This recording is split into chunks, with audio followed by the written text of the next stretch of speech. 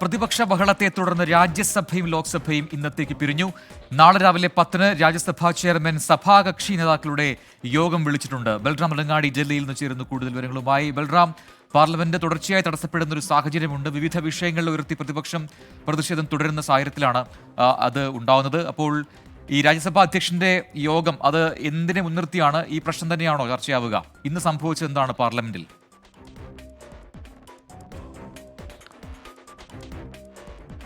പ്രജിൻ, പാർലമെന്റിൽ ഇപ്പോൾ നേരത്തെ അദാനി വിഷയം ആയുധമാക്കിക്കൊണ്ട് ഭരണപക്ഷത്തെ പ്രതിപക്ഷം കടന്നാക്രമിക്കുകയായിരുന്നെങ്കിൽ മറിച്ച് ഭരണപക്ഷത്തിന് ഒരു ആയുധം കൈവന്നിരിക്കുന്നു.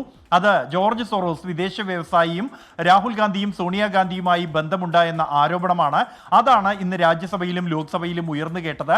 ലോക്സഭയിൽ ആരംഭിച്ച് നിമിഷങ്ങൾക്കകം തന്നെ തടസ്സപ്പെട്ടു. പിന്നീട് ചേർന്ന് 2 തവണയും നിമിഷങ്ങൾ മാത്രം സഭാ നടപടികൾ മുന്നോട്ട് കൊണ്ടുപോയ ശേഷം പിരിയുകയായിരുന്നു. എന്നാൽ വലിയ ഭരണപ്രതിപക്ഷ ഏറ്റുമുട്ടലിന് വേദിയായത് രാജ്യസഭയാണ്.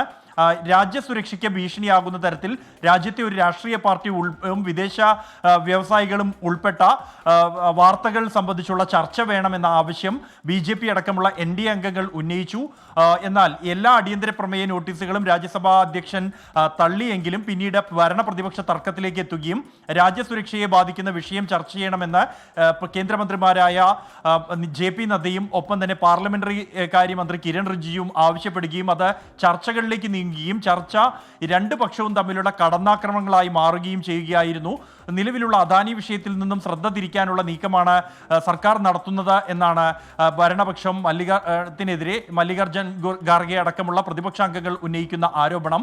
അതേസമയം കോൺഗ്രസ് നേതാക്കൾ ഇത്തരത്തിലൊരു ചർച്ച അനുവദിച്ചതിൻ്റെ ചട്ടം പോലും ചോദ്യം ചെയ്ത് രംഗത്തുണ്ട്.